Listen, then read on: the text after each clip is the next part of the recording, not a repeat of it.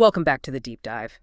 Today, we're tackling a really heavy one, the JFK assassination, but specifically, why the official story just never quite settled, why the doubts persist even after all this time. And we're not going down the rabbit hole of, wild speculation. We're looking at the official record itself, the government's own investigations, and where they actually clash and contradict each other. Exactly.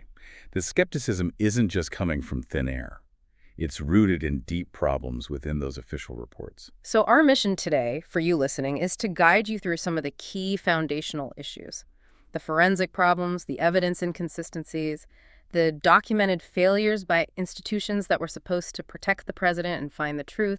The goal is really to understand why that initial lone gunman story fell apart for so many people almost right away, and why the controversy isn't just noise, it's often a rational reaction to a very messy official history. Yep. Okay, let's unpack this. Right. So to really get a handle on this, you need to know about the two big government investigations. First, you've got the Warren Commission, the WC.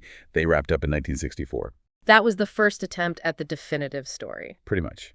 Then, about 15 years later, in 1979, you get the House Select Committee on Assassinations, the HSCA, and understanding the mistakes, the limits, and honestly, the direct conflicts between these two huge reports. That's really ground zero for this whole conversation. Two massive government efforts, two fundamentally different conclusions. That's the core problem right there. It baked the controversy into the official record from the start. So let's start with that first narrative. The Warren Commission's findings in '64. What was their definitive conclusion? It was unequivocal. Lee Harvey Oswald acted entirely alone. He assassinated President Kennedy, and then shortly after, he murdered Dallas police officer J.D. Tippit. No conspiracy, just Oswald.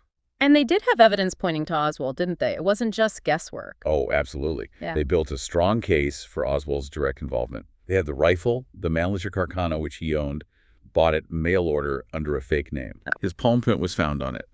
He worked in the Texas School Book Depository, the TSBD, and witnesses placed him there around the time of the shooting. And the Tippit murder right after. Yeah, within about 45 minutes. That showed he was armed, willing to use deadly force, and trying to escape.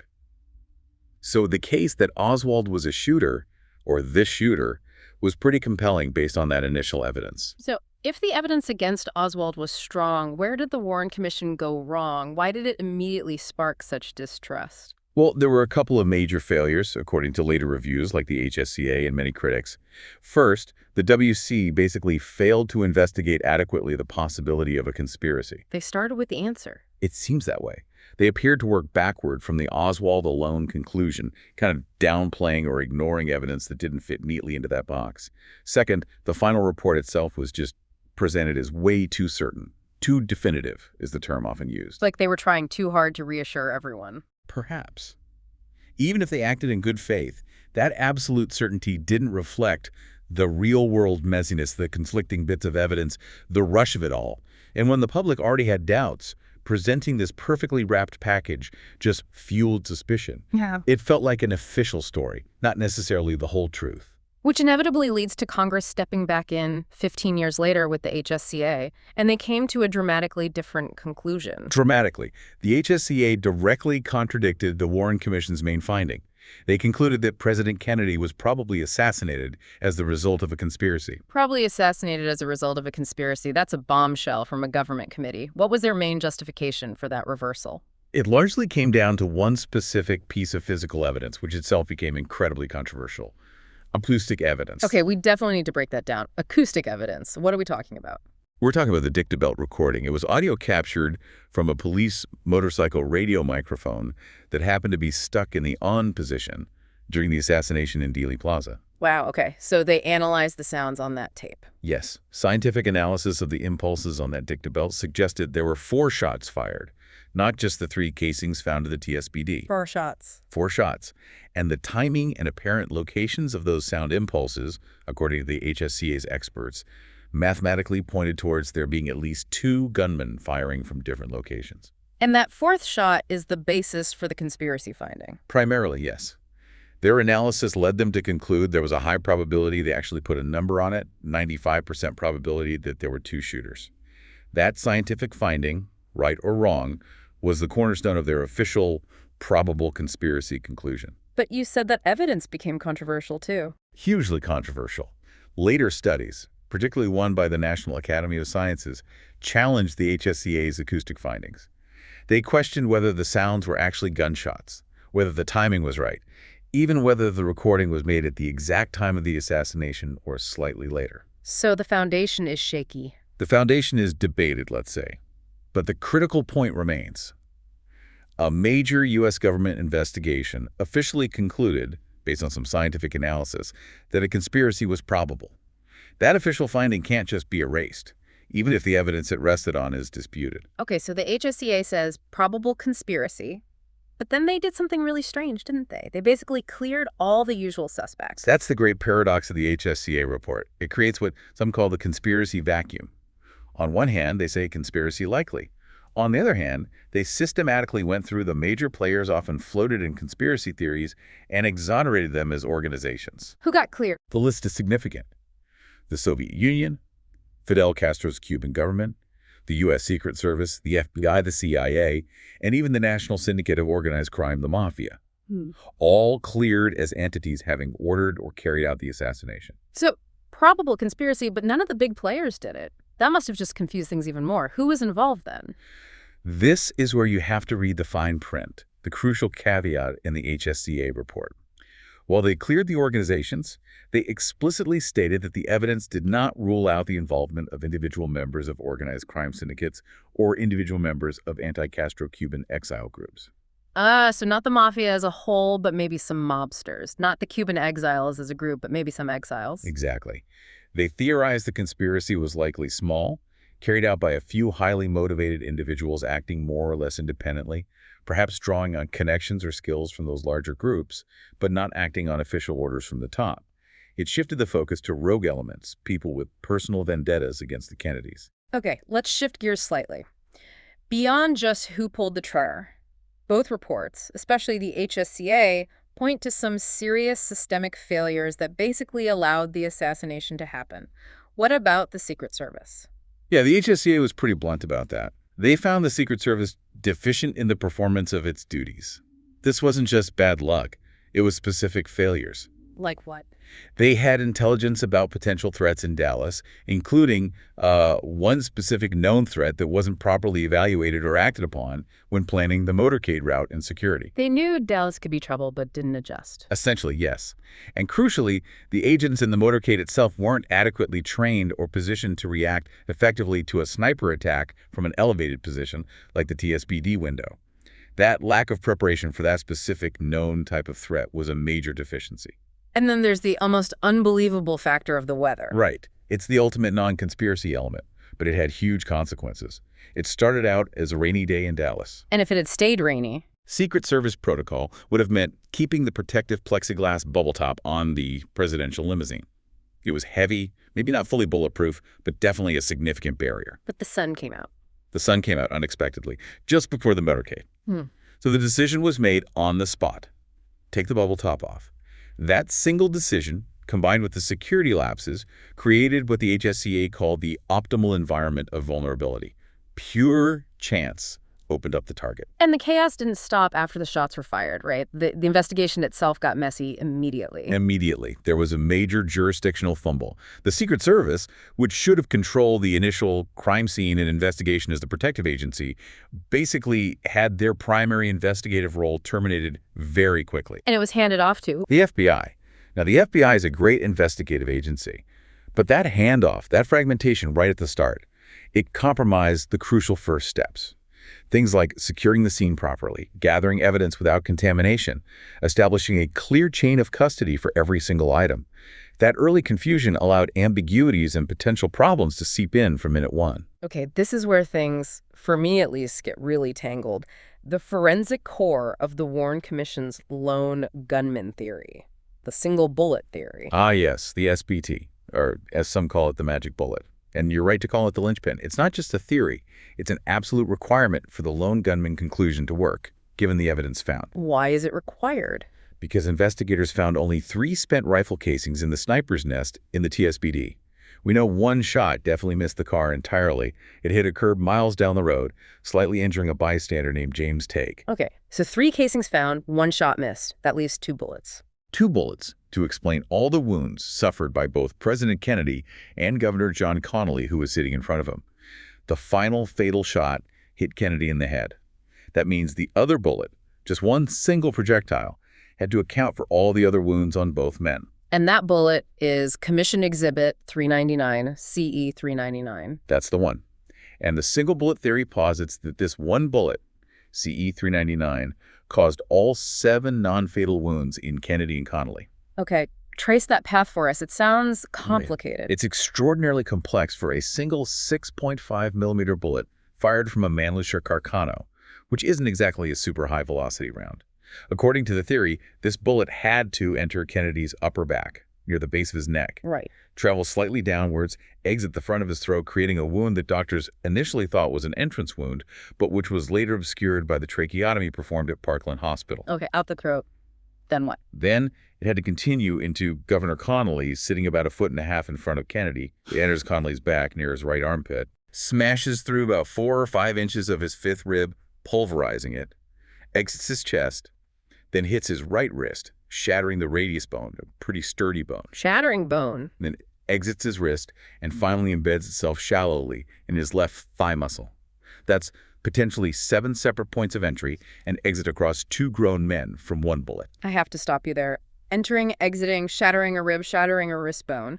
Common sense says that bullet should have been mangled, flattened, fragmented. You would absolutely think so. And that's the central paradox. The bullet itself, CE 399, was found later. Where? On a hospital gurney at Parkland. Some accounts say it fell out of Connally's clothing or wound. Others are less clear. But it wasn't surgically removed. Myth condition. Astonishingly intact. Critics famously described it as pristine. Now, that's a bit of an exaggeration. It had some flattening at the base and was slightly bent. But considering the journey it supposedly took, traversing about 15 layers of clothing, multiple layers of skin, something like 15 inches of muscle and tissue, breaking 2 significant bones. It looked remarkably undamaged. Remarkably, forensic analysis showed it lost a tiny fraction of its original weight, maybe 1 or 2%. Yeah. For a lead-core, full metal jacket bullet to do all that damage and emerge looking like CE 399. It stretches physical credulity for many ballistics experts. That visual contradiction, the pristine bullet versus the devastating path, is probably the single biggest physical challenge to the lone gunman theory. Okay, so the bullet's condition is one major issue. What about the trajectory itself? Getting it to line up between 2 men in a moving car. That's the other huge problem. To make the geometry work, the Warren Commission's experts had to position Kennedy and Connally in the limousine in a very specific, almost unnatural way relative to each other at the exact moment the bullet struck. How so? Because Connally was sitting directly in front of Kennedy, but also slightly inboard toward the center of the car. For a single bullet fired from the TSBD behind them to pass through Kennedy's neck area and then strike Connally where it did, Connally had to be turned significantly to his right, and Kennedy perhaps slightly forward. They had to assume this precise, somewhat awkward adjusted relative position. Which sounds like fitting the bodies to the theory, not the other way around. You've got 2 guys moving independently, reacting to crowds. Exactly. Critics jumped on this immediately. What are the odds that 2 people sitting 1.5 feet apart would just happen to be aligned in that perfect, geometrically convenient way at the split second the bullet arrived? It seemed highly improbable, more like an engineered solution to make the 3-shot limit work, rather than a natural occurrence. But the most powerful counter-argument to the SBT didn't come from experts. It came from Governor Connally himself. His testimony is devastating to the single bullet theory.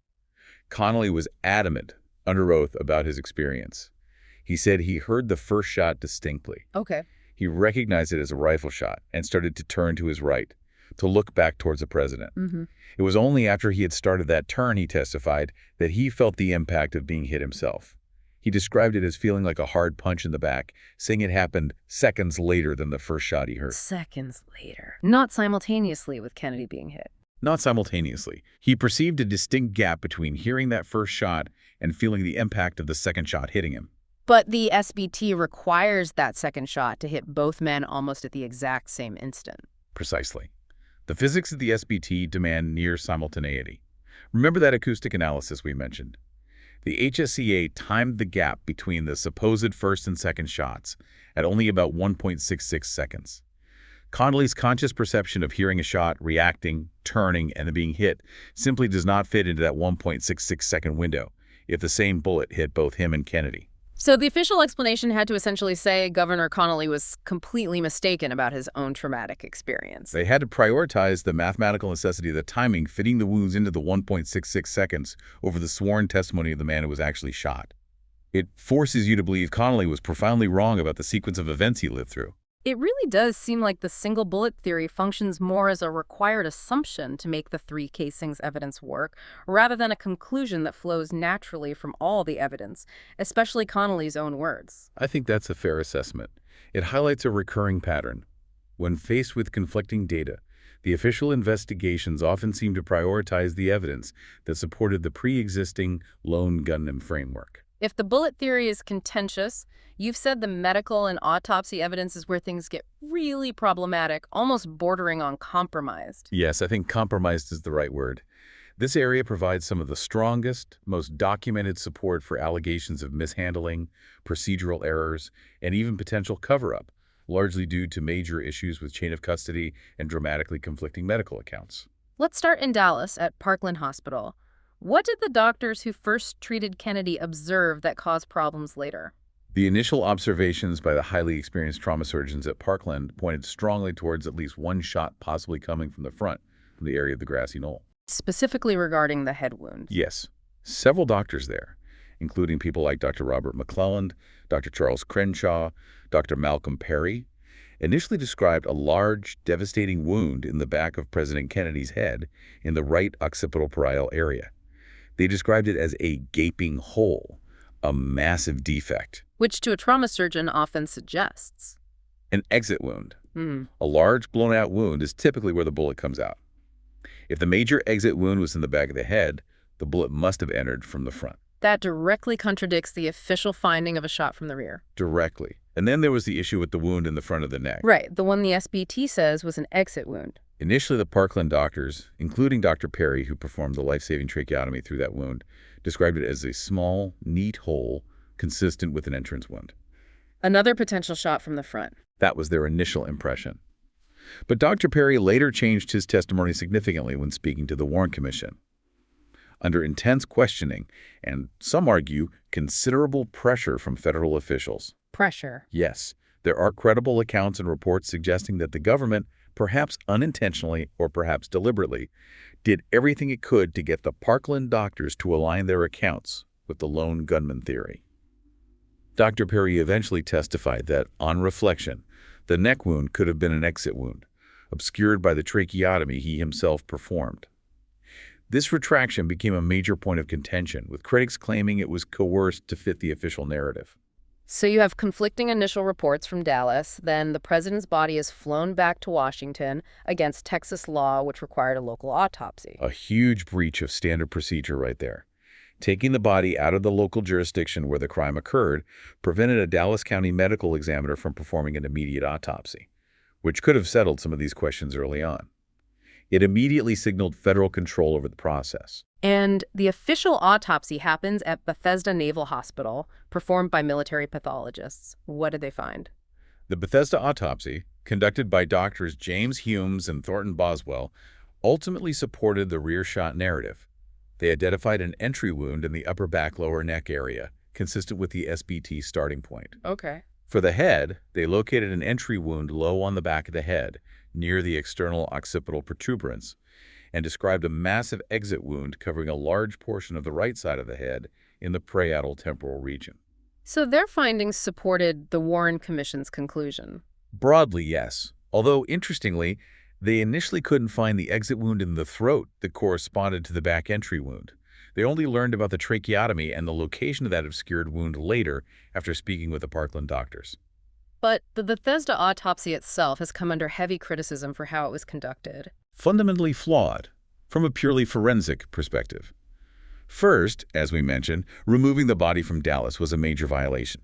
Second, the environment in the autopsy room itself was completely inappropriate for a high-profile forensic examination. What was wrong with it? Reports describe the room as chaotic, crowded with non-essential personnel, high-ranking military officers, FBI agents, Secret Service agents. Their presence created an atmosphere where, critics argue, the examination could have been influenced or controlled for political purposes, rather than driven solely by objective medical findings. And the pathologists themselves made errors. Yes, and this is crucial. The military pathologists, while competent doctors, were not experienced forensic pathologists trained in gunshot wounds. They made several critical errors according to later reviews. Such as? They failed to properly locate and measure the entry wound in the back using standard anatomical landmarks. And perhaps most significantly, they failed to dissect the track of the bullet through the neck and upper thorax. They didn't follow the bullet's path inside the body. No. They essentially documented the entry and exit points, but didn't surgically explore the path between them to confirm the trajectory definitively. This failure to dissect the track is considered a massive omission, leaving the exact path of the SBT bullet inside Kennedy's body unverified by the autopsy itself. This just seems like layer upon layer of problems, and it culminates in perhaps the most infamous issue: missing evidence. A missing brain. Yes. This is arguably the most damaging failure in the entire chain of custody, and the one that fuels cover-up theories perhaps more than any other single item. What happened? During the autopsy, the president's brain was removed, as is standard procedure, to be preserved in formalin.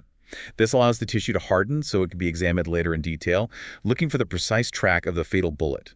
It was stored, supposedly securely, at the National Archives. But then it disappeared. Sometime between late 1963 and 1966, when subsequent inquiries started looking for it, the brain vanished, along with related autopsy materials like tissue slides and microscopic sections. Why is the absence of the brain so critical, even decades later? Because it represents a permanent dead end for certain kinds of scientific verification. The brain tissue held the irrefutable physical evidence of the fatal bullet's path. With modern imaging and forensic techniques, far beyond what was available in '63, scientists today might have been able to definitively determine the trajectory and characteristics of the fatal shot. But without the brain. Without the brain, that possibility is gone forever. It prevents any future, final scientific resolution based on the primary physical evidence. This permanent loss of crucial evidence is, for many, the ultimate proof that something was being hidden, ensuring that the debate and the distrust can never fully be put to rest. Let's move to the most famous piece of visual evidence, the Zapruder film. That 26-second home movie captures the entire assassination sequence. Shot by Abraham Zapruder on his 8mm camera, running at about 18.3 frames per second. It's the indispensable visual record. And the most debated moment is frame 313, the moment of the fatal headshot. What does the film show? Undeniably, at frame 313, President Kennedy's head snaps violently backward and to the left. It's a sudden, jarring motion. And for most people watching that, the immediate intuitive reaction is... Well, he must have been shot from the front. If you get hit by something from the front right, you'd expect to be thrown back and left. It feels like basic physics. And this visual aligns with many eyewitness accounts, doesn't it? It absolutely does. It's important to remember this wasn't just Zapruder's film creating an illusion. Over 50 witnesses and Dealey Plaza people on the grassy knoll along the motorcade route testified that they heard or saw shots coming from the area of the wooden picket fence on the grassy knoll, which was to the front and right of the limousine. But the Warren Commission largely dismissed that testimony. Critics argue vehemently that the WC systematically downplayed or ignored the substantial body of eyewitness testimony, pointing to a shot from the knoll precisely because it contradicted the conclusion that Oswald, located in the TSBD behind the motorcade, was the lone shooter. The Zapruder film's head snap became the visual anchor for those eyewitness accounts. Okay, so if the official conclusion is a shot from the rear, the TSBD, how do they explain that very clear backward head motion? They had to come up with counter-explanations. They did, relying on complex physics and neurological theories that are, frankly, counterintuitive to what you see. The main explanation offered is something called the jet effect. The jet effect. Okay, explain that.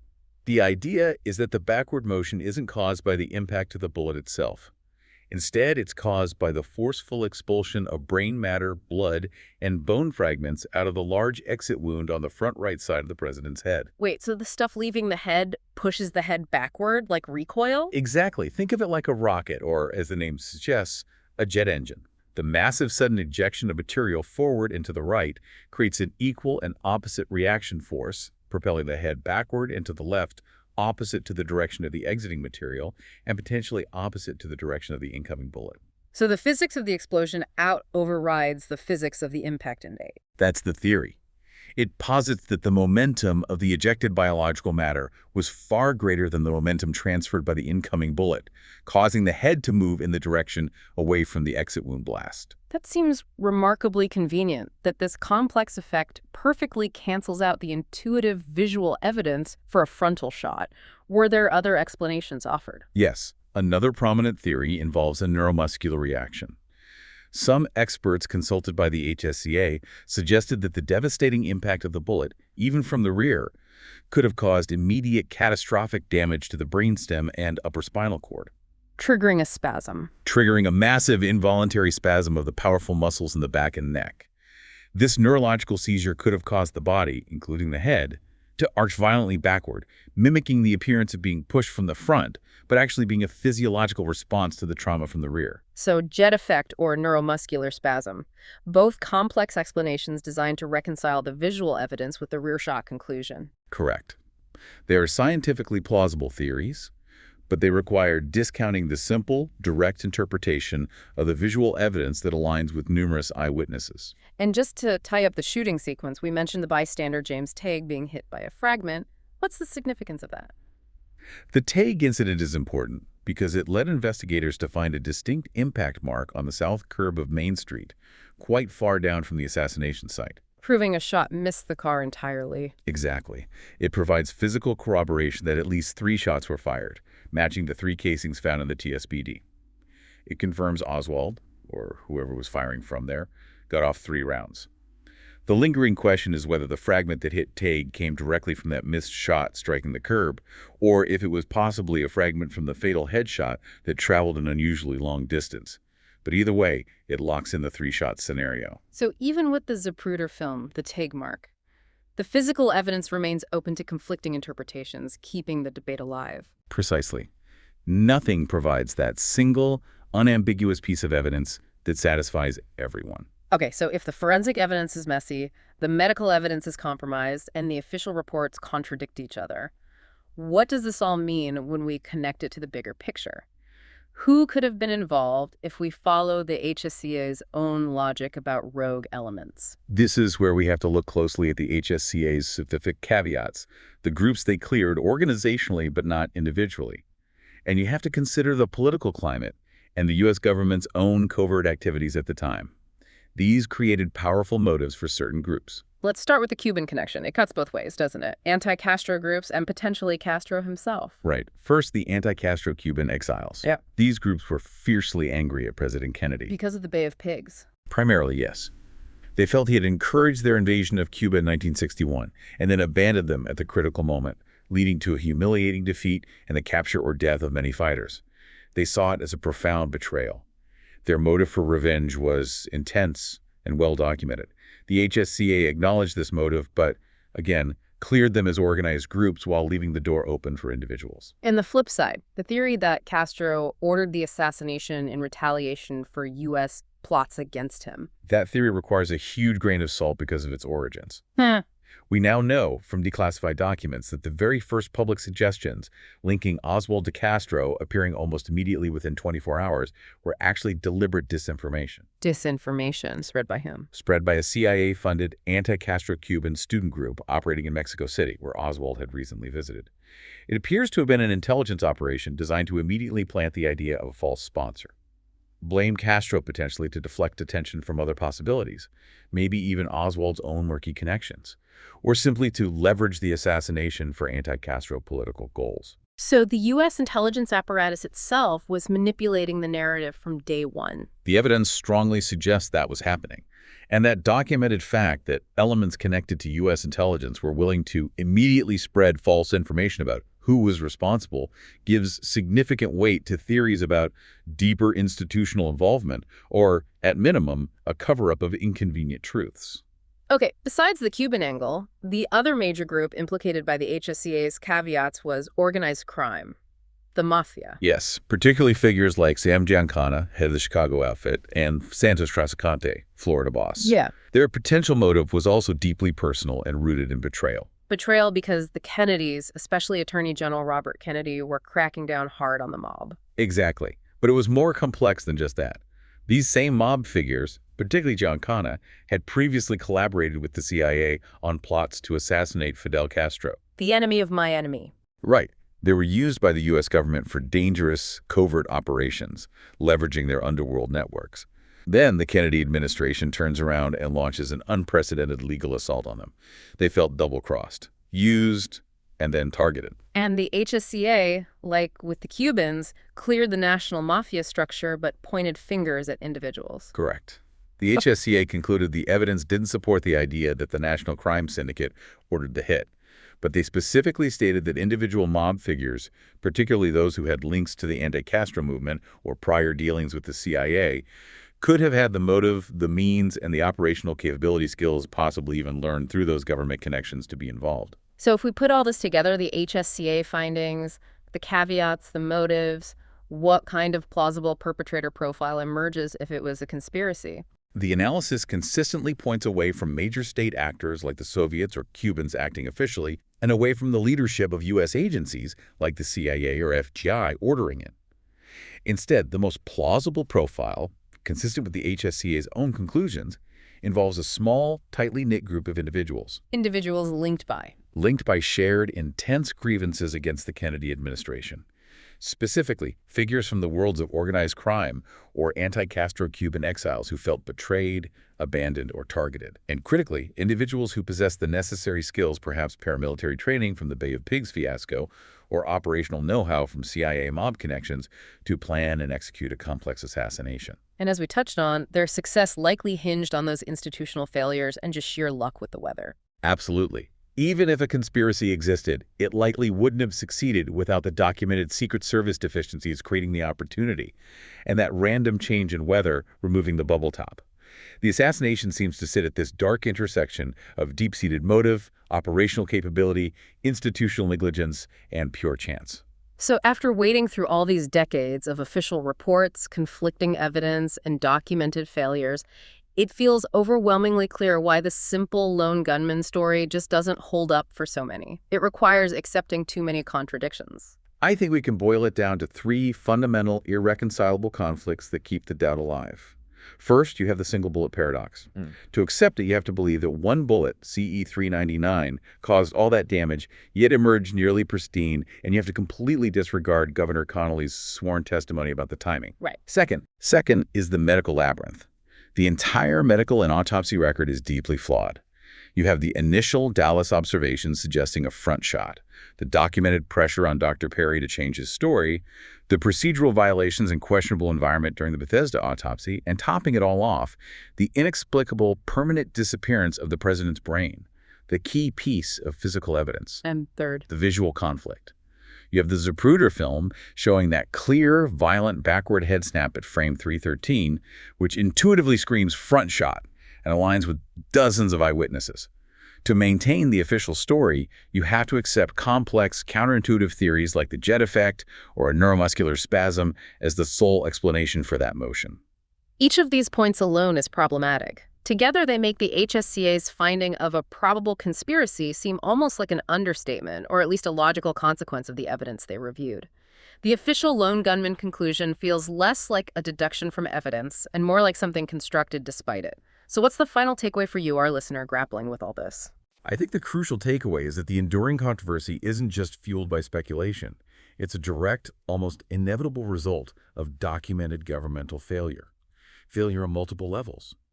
Methodological failures in how the evidence was collected, handled, and analyzed, especially the autopsy, and institutional failures like the Secret Service's deficiencies and, significantly, the evidence of early narrative manipulation by intelligence-linked groups spreading disinformation about Castro.